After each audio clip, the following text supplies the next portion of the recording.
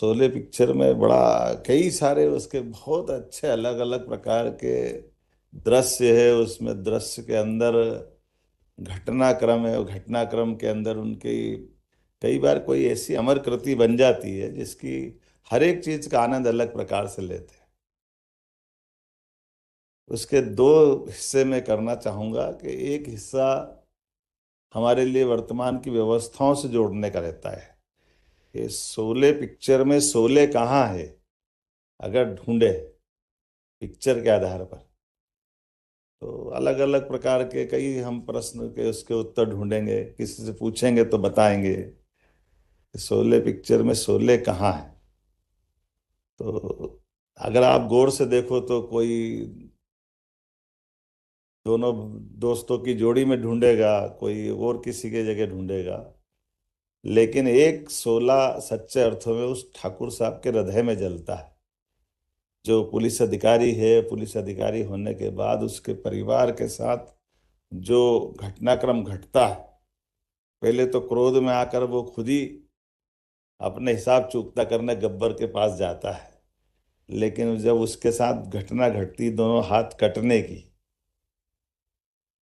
और उसके परिवार की बीती हुई बच्चों सहित लाशें जब देखता है, तो वो अंदर के शोले से संकल्प लेता है कि ये इन वर्तमान व्यवस्थाओं से, इसको हम आउट ऑफ बॉक्स जाने की बात करते हैं, वो भले ही पुलिस का अधिकारी है लेकिन वो दो टपोरी पकड़ के लाता है और उनको किराए पे ला करके अपने दिल की आग ठंडा करने के लिए। बाकी की पिक्चर हमने सबने देखी है। एक तो बड़ी काम की चीज, वो अपने से न्याय दिलाने वाले दृष्टांत से जुड़ती है। जो आता है उसके मन में आग जलती है, उसके मन में उन सारी बातों का, अपने बीती हुई बातों का एक एक दृश्य उसके आंखों के सामने है। और वो अपनी उस भाव के आधार पर सारी की सारी अपने मन की, परिवार की सारी व्यवस्थाओं की जवाबदारी हमारे माध्यम से वो न्यायालय की तरफ देखते हुए देता है। और दूसरा एक और मजेदार पक्ष है जिससे मैं थोड़ा थोड़ा परिचित हो रहा था, वो बसंती के चक्कर में जब अमिताभ बच्चन बात करने मौसी के पास जाता है, तो जो वो तारीफ सुनते सुनाते हैं कि क्या करे, कैसा है वैसा है, थोड़ा थोड़ा एहसास पूरा तो नहीं, लेकिन मैं कैद साहब से मजाक करूंगा बाद में कि कैद साहब आपने किधर गाड़ी घुमाई थी कि मान में मेरे समझ नहीं पाई कि जा किधर रही।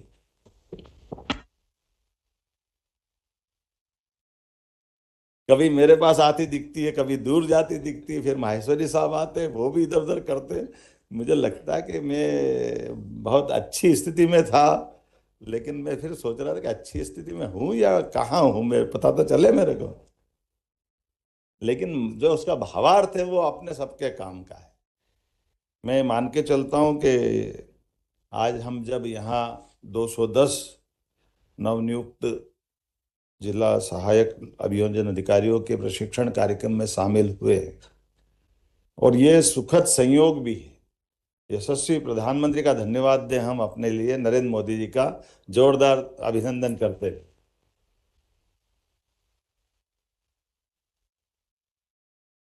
ये वास्तव में हमारा स्वर्णिम समय चल रहा है। मैं माननीय न्यायमूर्ति माहेश्वरी साहब को भी धन्यवाद दूंगा। इस समय में वर्तमान की दृष्टि से सरकार का और जुडिशरी का, आप इनके सभी प्रकार की व्यवस्थाओं का थोड़ा थोड़ा अगर आप निगाह दौड़ाएंगे तो हमको सब दिखाई देगा।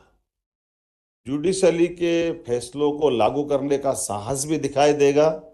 जो अयोध्या में भगवान राम से जोड़ता है जुडिशरी क्या होती है, एक फैसले से पूरा देश, और देश तो क्या,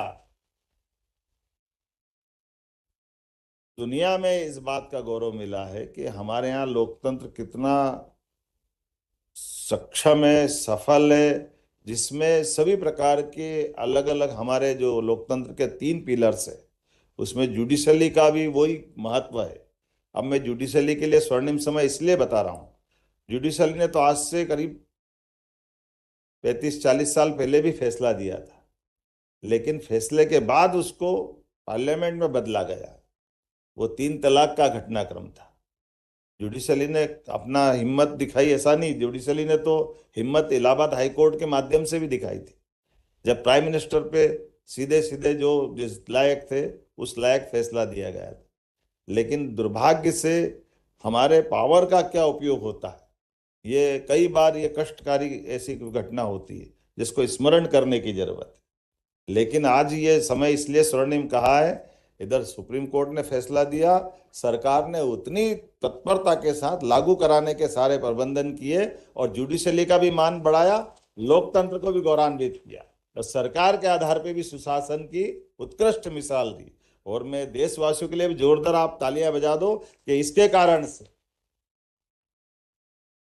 जुडिशरी का सच्चे अर्थों में लागू करना ऐसा हुआ कि पूरे देश ने उस तरह के फैसलों को एक्सेप्ट भी कर लिया, जो कई बार डरा रहा था कि पता नहीं क्या होगा, पता नहीं कितने कितने प्रकार के जाने अनजाने हमारी जमात के लोगों ने तो बोल भी दिया था ये हो जाएगा वो हो जाएगा। लेकिन पूरे देश ने एक मत होकर के न्यायालय के उस निर्णय का सिर माथे पर सम्मान किया। ये हमारी, अब ये हरिश्चंद्र की परंपरा, विक्रमादित्य की परंपरा, जो गौरवशाली हमारी परंपरा, ये न्यायालय के माध्यम से पुनः गौरवान्वित हुई। जो मनुस्मृति का आपका धर्मो रक्षति रक्षत, ये जो आपने भाव जो ध्येय वाक्य दिया है सच्चे अर्थों में, उसको हमने अपनी आंखों से चरितार्थ होते देखा। और उस दूसरे भाव से अगर मैं कोई बात करना हूं तो उसका एहसास भी होगा कि अब ये नए कानून के परिप्रेक्ष्य में मैं माननीय चीफ साहब को भी, माननीय माहेश्वरी साहब को भी आश्वस्त करता हूं, जो आपने मांगा वो तो देंगे ही, और जो नहीं मांगा वो भी देंगे, इसमें कोई परेशानी नहीं। हमारे लिए परमात्मा की दया से, जैसे आपने कह ही दिया कि मैं तो आता ही उज्जैन से हूँ, और उज्जैन की ये गौरवशाली परंपरा है, विक्रमादित्य काल की है, और विक्रमादित्य काल की परंपराओं की एक विशेषता है, ये भी एक हमारे लिए जानने समझने का विषय है। कई बार कई सारी चीजों की हमको भी एक तरह से जानकारी भी होना चाहिए। उन जानकारियों में विक्रमादित्य ने विदेशियों को अपने देश से खदेड़ा, वहां तक तो ठीक था, लेकिन फिर सुशासन की स्थापना की, और उस सुशासन की स्थापना में कई सारी चीजों का समावेश किया। उन समावेश करने वाली व्यवस्थाओं के बलबूते पर अपने न्याय तंत्र को भी सर्वाधिक ताकत देने का काम किया।